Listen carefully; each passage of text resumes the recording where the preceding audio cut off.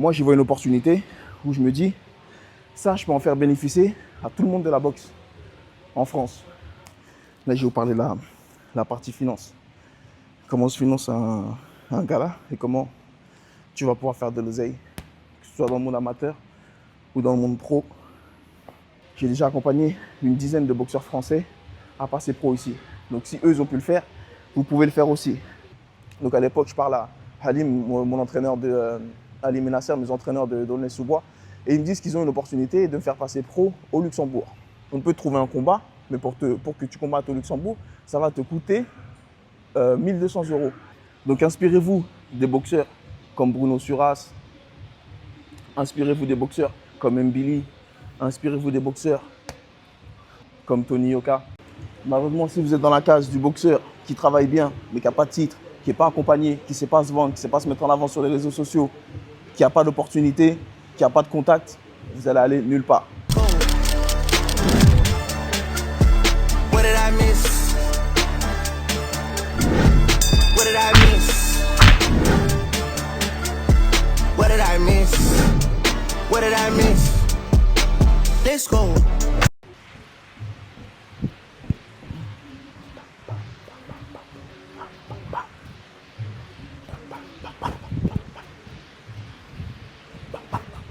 Les gars, malheureusement, on vous ment sur la boxe.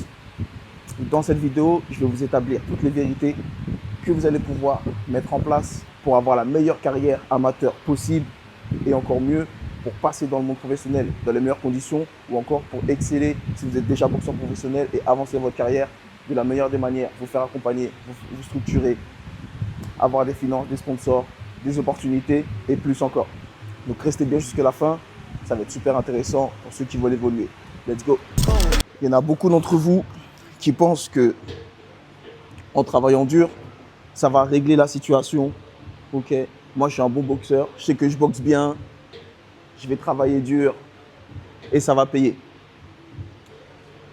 Ça peut payer, c'est pas totalement faux. Ça peut payer sur certains aspects, mais pas sur la totalité des aspects. J'en prends pour preuve mon exemple. Je suis loin d'être un Floyd Mayweather ou un Canelo.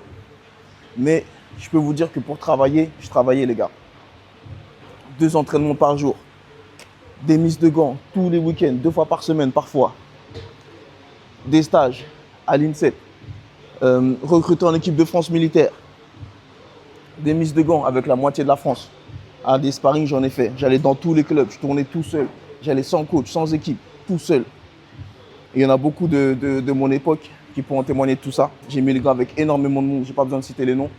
Mais voilà, pareil, il y en a beaucoup qui me connaissent dans le monde de la boxe. Entraînement 2 fois par jour, parfois 3, 6 fois par semaine. Et pourtant, j'ai pas percé. Dans le sens où travailler dur, c'est bien, mais c'est pas vraiment ce qui va vous aider à percer en boxe anglaise. Malheureusement, si vous êtes dans la case du boxeur qui travaille bien, mais qui n'a pas de titre, qui n'est pas accompagné, qui ne sait pas se vendre, qui ne sait pas se mettre en avant sur les réseaux sociaux, qui n'a pas d'opportunité, qui n'a pas de contact, vous allez aller nulle part. Il y a beaucoup de boxeurs qui pensent qu'ils vont gagner énormément d'argent, que ce soit à leur premier combat ou même au bout de leur carrière. Vous savez, j'ai fait un podcast sur la chaîne que vous pouvez retrouver d'ailleurs avec Christian Mbili. Comme vous savez aussi, sans vouloir me vanter ou quoi que ce soit, vous savez, bon, je suis dans le monde de la boxe depuis maintenant très longtemps. Je côtoie, je me suis entraîné avec très longtemps Kevin Elessadio pendant presque 10 ans, un peu moins de 10 ans. Aujourd'hui, je travaille avec des gros noms de la boxe anglaise en France, hein, dont Tony Yoka, Estelle Mosley, Bilal Kitou et bien d'autres.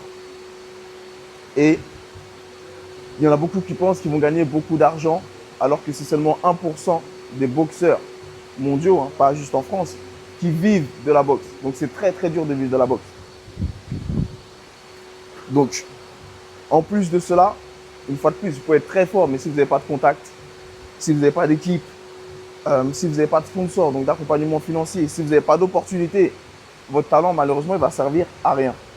Donc, il y en a aussi qui peuvent se dire, ah, mais si je gagne tous mes combats par KO, je vais me faire signer. Ça peut aider, certes, fortement.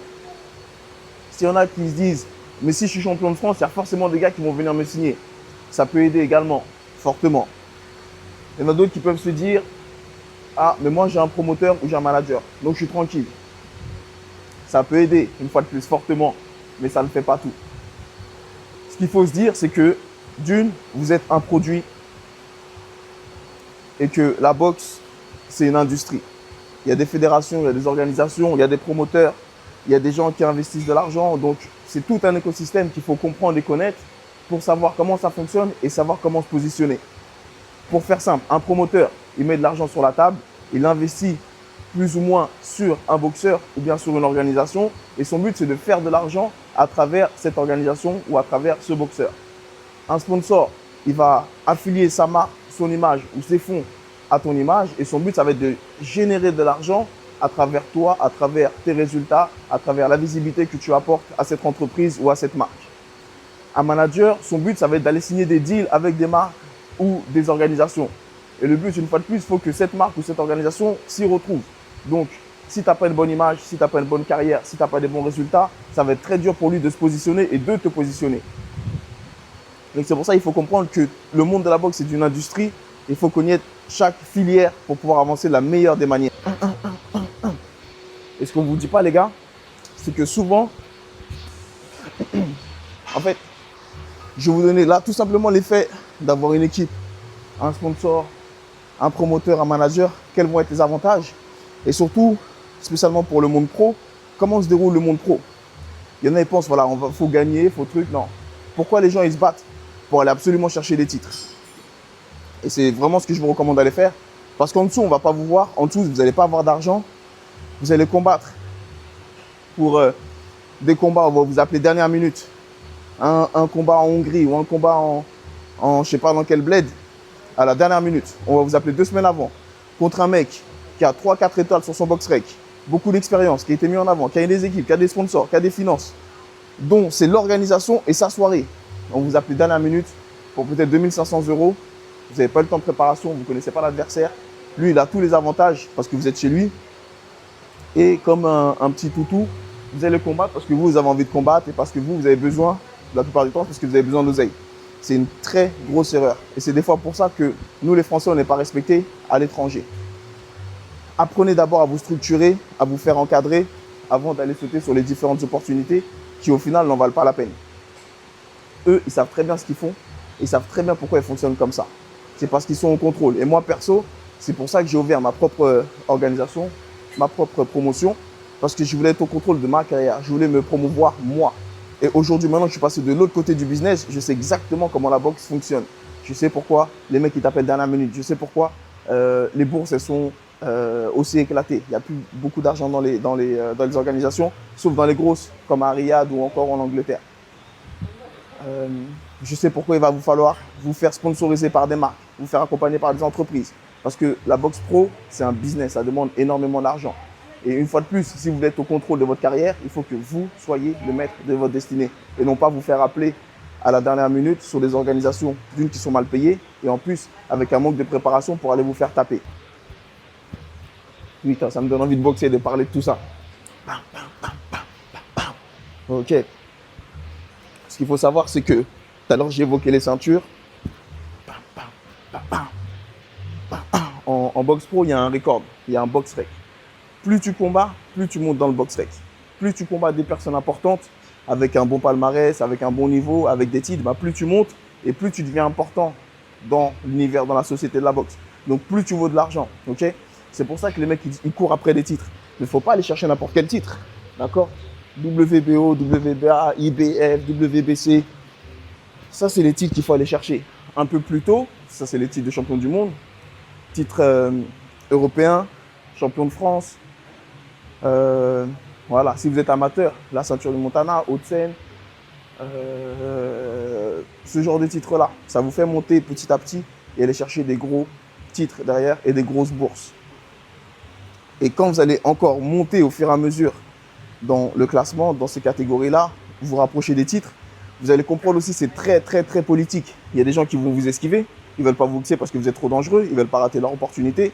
Il y a des gens qui vont pas, tout simplement pas vous boxer, même si vous êtes appelé par, même si c'est ordonné par une fédération, Ça ne va pas se passer. Pourquoi? Parce que c'est trop risqué pour le boxeur en face et pour son équipe. Donc lui, il ne va pas vouloir se cramer les ailes.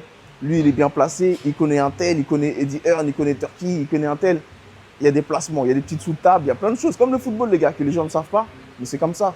Il y a de l'argent. À partir il y a de l'argent, il y a du business, il y a des sous-tables, il y a des arrangements, il y a des trucs, etc., etc. Je ne sais pas si vous avez remarqué. Je ne sais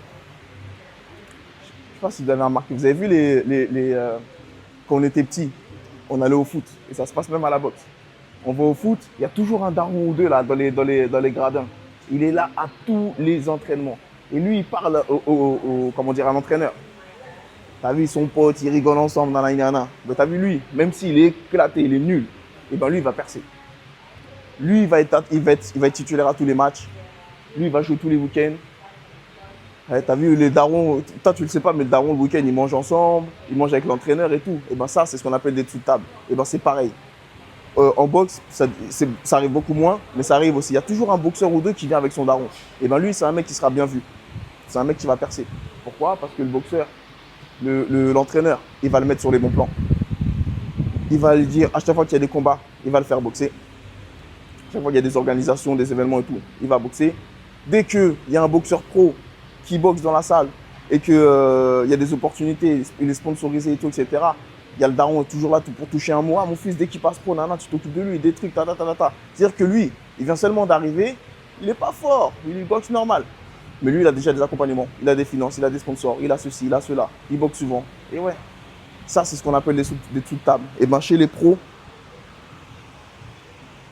dans le monde du business, dans le haut niveau, c'est pareil, les gars. Tu as l'échec officiel, tu as l'échec qui passe en dessous. Et c'est pour ça que vous voyez toujours les mêmes têtes. Toujours les mêmes têtes au haut niveau. C'est comme ça. Ceux que tu vois un peu moins, et c'est pareil, ça va être les mecs qu'on va appeler dernière minute, il va boucher un trou. Et ben ça, c'est les mecs qui sont un peu moins payés. Ils sont aussi bons, ils ont un bon level et tout, mais ils sont un peu moins payés et ils sont juste appelés au cas où il y a une annulation, il y a un problème. On les appelle eux. C'est des bouches-trous, entre guillemets. Après, il y en a, ils s'en sortent comme ça, ils font leur vie, ils font leur oseille. Il n'y a pas de problème avec ça. Mais voilà, il faut comprendre l'industrie de la boxe, comment ça fonctionne, comment ça marche, etc.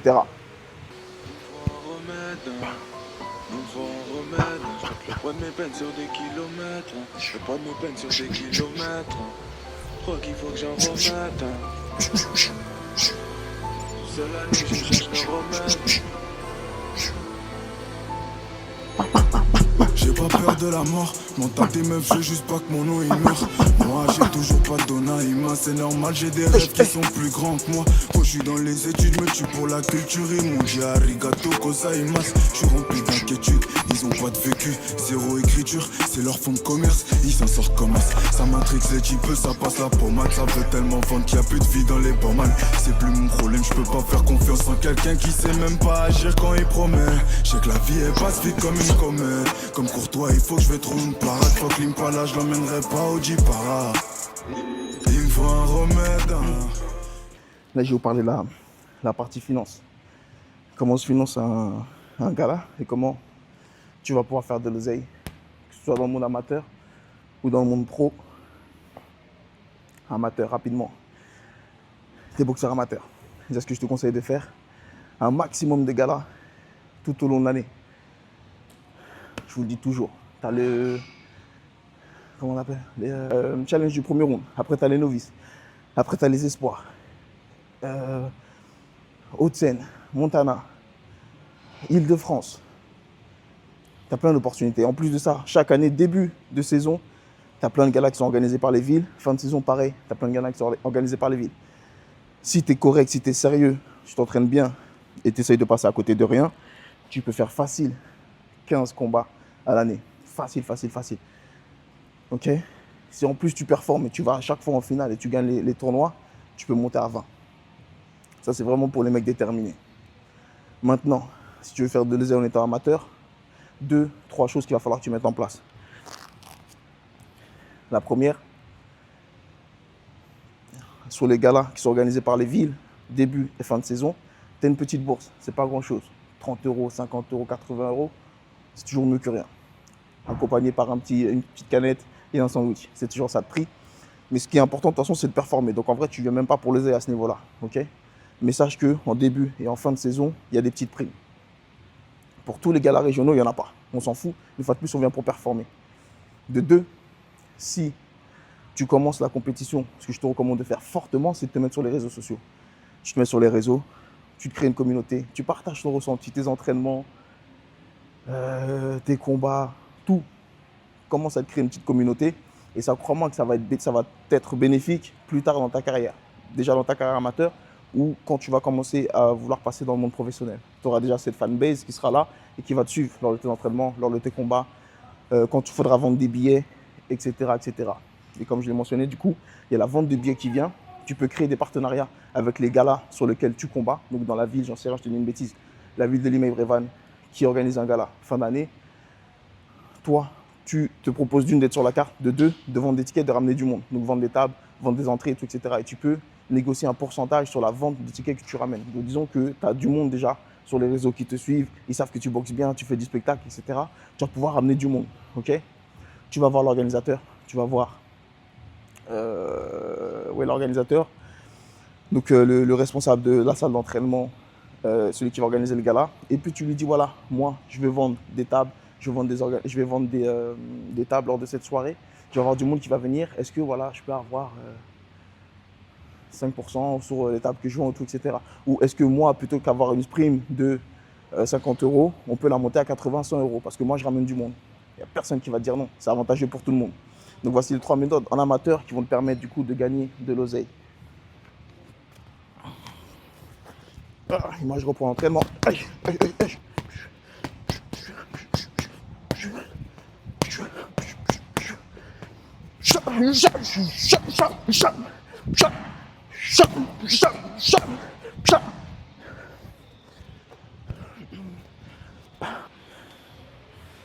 Ouais, les gars, je vais m'asseoir parce que je suis fatigué.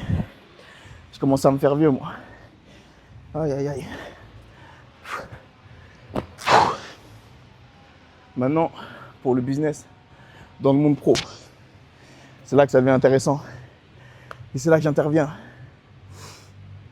Comme vous le savez, j'accompagne les boxeurs qui ont des problématiques parce que tout simplement, c'était mon parcours à passer dans le monde pro. Je vous fais mon histoire rapide. Je me suis entraîné pendant combien? Peut-être 15 ans avant. Allez, un peu moins. Un peu moins de 15 ans avant de passer dans le monde pro. Maintenant, quand je veux passer dans le monde pro, on me dit ok, il faut tant de nombre de combats. Je ne m'étais pas renseigné avant. Grosse erreur. Et renseignez-vous. Je ne m'étais pas renseigné avant. On me dit il faut minimum 13 combats, 70% de victoire et qu'on termine par des défaites. Les 13 combats, j'étais bien au-dessus. J'avais déjà à peu près 25 combats à ce moment-là. Et la problématique, et après je me cherche pas d'excuses, c'est que moi j'ai une blessure au coude. Bref, j'ai de l'arthrose pour ceux qui savent, dans mes 2 coudes. Surtout celui-là encore pire. Et du coup, deuxième point, c'est que je m'entraînais que avec des professionnels. Ça fait que mon rythme, mon style de boxe était vraiment, moi j'ai toujours été un mec posé. Ça fait que, et ça me convenait beaucoup plus, ça fait que j'ai accroché ce style de boxe-là rapidement. Et très sincèrement, ça fait que quand, vu qu'on me dit voilà, il faut terminer sur des victoires, malheureusement moi je terminais sur des défaites à cause de mes blessures, j'avais trop du mal à boxer. Et le fait de boxer avec des pros, ça ralentit ma boxe et j'ai trouvé que la boxe amateur allait beaucoup trop vite. J'en pouvais plus, sur la fin de ma carrière amateur, j'en pouvais plus, je voulais absolument passer pro. Et le problème, c'est que, vu que je termine sur des défaites, bien que le quota de combat initial annoncé, enfin nécessaire, je l'avais, mais vu que je termine sur des défaites, la Fédé française a refusé que je passe dans le monde pro à ce moment-là. Ils m'ont donc recommandé de faire une année de plus, ce qui ne me convenait pas et ce qui me saoulait à ce moment-là, et de faire un dernier combat et de gagner ce combat pour pouvoir passer. Bon, n'ayant pas trop le choix, c'est ce que je décide de faire. Je prends une année de plus dans mon amateur. Je me fais aucun mal. Le but, c'est-à-dire que c'était juste de faire un combat, de le gagner, de passer pro. Donc je cours pas après le combat. Je me dis juste, ok, je m'entraîne. Dès qu'il y a un combat qui vient, je le prends. Et je fais ma victoire et puis je passe. Et malheureusement, ce qui arrive, c'est que effectivement, je trouve un combat et je perds ce dernier combat. Ce qui fait que j'ai perdu une année en plus dans mon amateur. Et en plus, pour rien, parce que je pars encore avec une défaite. Donc, grosse galère. Ça m'a saoulé. Bref. Après ça, je dis non, je peux plus rester dans mon amateur, c'est pas possible. Soit ça va me niquer ma carrière et puis je vais arrêter la boxe, soit faut que je trouve une solution. Donc à l'époque, je parle à Halim, mon entraîneur Halim et Nasser, mes entraîneurs de Aulnay-sous-Bois, et ils me disent qu'ils ont une opportunité de me faire passer pro au Luxembourg. Donc on part sur ça. Je vais boxer enfin, je fais le nécessaire pour passer ma licence au Luxembourg. Et du coup, j'obtiens ma licence un peu de temps après, mais pas de combat. Et voilà ce qu'ils me disent. Ils me disent que on peut trouver un combat, mais pour que tu combattes au Luxembourg, ça va te coûter 1200 €. Et moi, à ce moment-là, je dis, mais comment ça va me coûter 1200 €? Je ne comprends pas. Moi, je suis passé pro pour gagner de l'argent. Comment ça, je dois payer 1200 €? Moi, je vais gagner 1200 €. Ils m'ont dit, non, mais tu n'as pas compris. Est-ce que tu as une carrière amateur en gros, qui déchire? Je lui dis, j'ai un peu plus de 25 combats, elle n'est pas dégueu, tu vois. Ok. Est-ce que tu as été en équipe de France? Non. Est-ce que tu as des titres? Non. Est-ce que tu as des sponsors? Bah non. Est-ce que tu as une équipe? Je dis, bah ouais les gars, j'ai vous. Mais toi aussi, nous on est juste tes coachs. Et c'est là que j'ai réalisé. Je me suis dit, ah ouais, en fait c'est comme ça. Et c'est là vraiment j'ai réalisé le monde de la boxe. En fait, c'est du business, tout simplement. Un bien pour un mal. Parce que moi, derrière, ça m'a permis de comprendre la boxe et d'en être là où je suis aujourd'hui. Mais c'est pour ça que j'essaie constamment de vous éduquer sur mes réseaux et de vous montrer que ce n'est pas si facile que ça. Et que voilà, il y a des hauts, il y a des bas, il y a des investissements à faire, il y a des sacrifices. Il n'y a pas que des sacrifices sur le ring. Des fois, il va falloir se déplacer, des fois, il va falloir investir, des fois, il va falloir combattre des mecs que vous n'avez pas envie de combattre. Mais il faut vous dire que c'est un mal pour un bien, parce que si vous effectuez ce combat et que vous obtenez la victoire, d'une, ça va vous faire grandir, ça va vous faire évoluer, ça va vous faire monter dans le classement, ça va vous faire découvrir une personne que vous ne connaissez pas de vous, ça va vous ouvrir plein d'autres portes. Les gens aussi voient, attention, hein, les gens voient ce que vous faites, les gens voient le parcours que vous effectuez. Donc, c'est que du bénéfice. Et des fois, il va falloir faire ces sacrifices, ces investissements, etc. pour évoluer. Donc, pour finir mon histoire, j'obtiens ma licence au Luxembourg, je trouve pas de combat, je refuse du coup de financer ce premier combat et je perds encore une année à rien faire. Je m'entraîne dans le vide, sans raison. Je viens à la salle, plus d'ambition, plus rien. Et juste après vient le Covid. Donc ça fait que j'ai perdu un an dans mon amateur que je ne voulais pas faire. J'ai perdu un an dans le monde pro avec une licence sans trouver de combat parce que je ne voulais pas financer. J'ai perdu après 2 ans avec le Covid, donc 4 ans. Oh, incroyable. Et du coup, juste après ça, fin du Covid, je déménage et la boxe pro, c'est plus du tout c'est plus ma priorité. Moi, ma priorité, voilà, je kiffe toujours la boxe. Je m'entraîne toujours à droite, à gauche. Essayer d'accompagner les boxeurs comme j'avais commencé du moins à le faire en France avec les différentes organisations de street fight que j'organisais. Bah, je me dis, je vais faire la même chose ici, sauf que je vais le faire pour le monde professionnel. Parce que bien évidemment, ici à Dubaï, on ne peut pas faire des street fight. On ne va pas aller en prison quand même, on n'est pas con. Donc je me suis dit juste, je vais organiser des galas et je vais accompagner les boxeurs comme je l'ai fait en France. Je vais les faire monter ici, je vais les faire grandir, je vais les faire grossir. Bon, venez avec moi, je retourne au sac. Dernière ronde.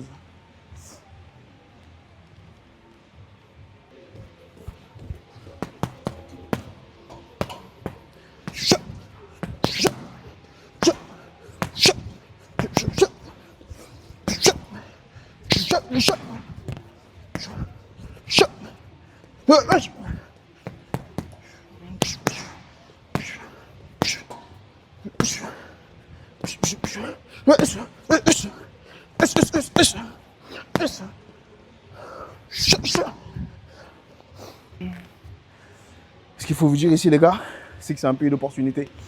Et moi, une fois de plus, pour revenir sur mon parcours, sur mon histoire, c'est là que je m'en suis rendu compte. En tournant avec les mecs, dans les différentes salles, sparring ici et là, et je me rends compte qu'il y a des opportunités de ouf. Un jour, il y a un mec qui m'approche et il me dit qu'il peut me faire combattre sur la carte de Floyd. J'ai déjà raconté l'histoire sur une de mes vidéos YouTube, mais je ne vais pas vous la raconter ici encore. Mais en tout cas, c'est là que je me dis, il y a un truc à faire. Donc, je reprends ma licence ici aux Émirats et je remonte sur les rings. Donc, à ce jour, j'ai effectué 3 combats pro Ici, la boxe, elle n'est pas aussi bien développée qu'en France. Donc en fait, moi, j'y vois une opportunité où je me dis, ça, je peux en faire bénéficier à tout le monde de la boxe en France. Tous ceux qui ont les problématiques que moi, j'ai rencontrées, je peux les aider à réaliser leur rêve ici. Et une fois de plus, vous pouvez regarder sur mes différents réseaux sociaux. J'ai déjà accompagné une dizaine de boxeurs français à passer pro ici. Donc si eux, ils ont pu le faire, vous pouvez le faire aussi. Mais attention, je vais être très transparent avec vous. Ça demande de l'investissement. Et c'est pour ça qu'en amont, je vous parlais de sponsors, de marques, d'accompagnement, de réseaux sociaux, d'équipes, managers, promoteurs, etc. Ça demande un certain investissement. Et comme je l'ai raconté dans mon histoire, il a fallu que je paye 1 200 € pour mon premier combat.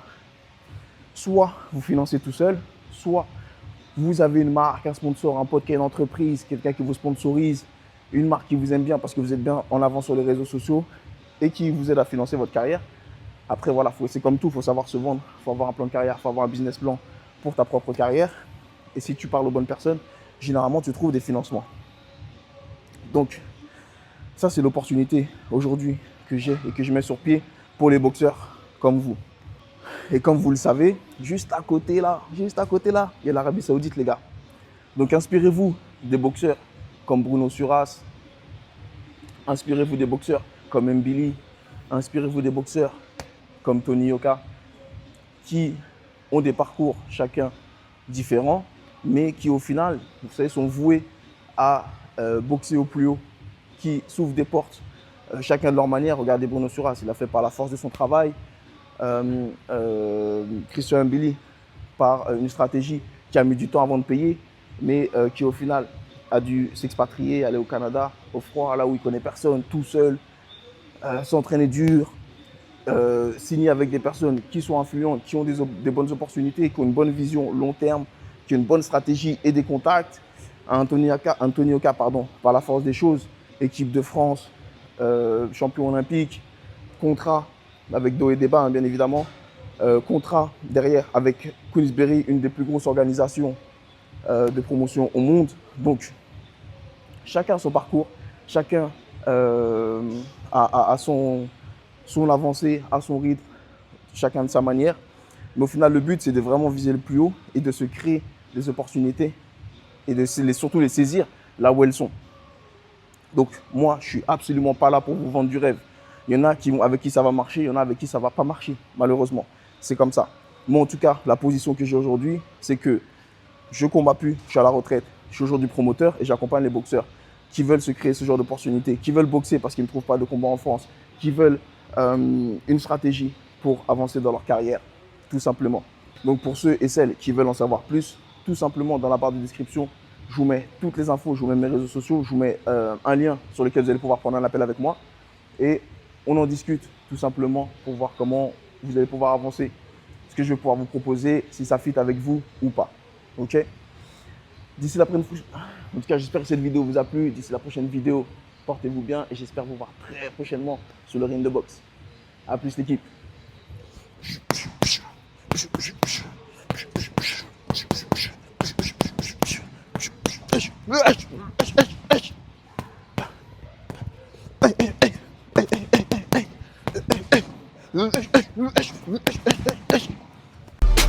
Let's go.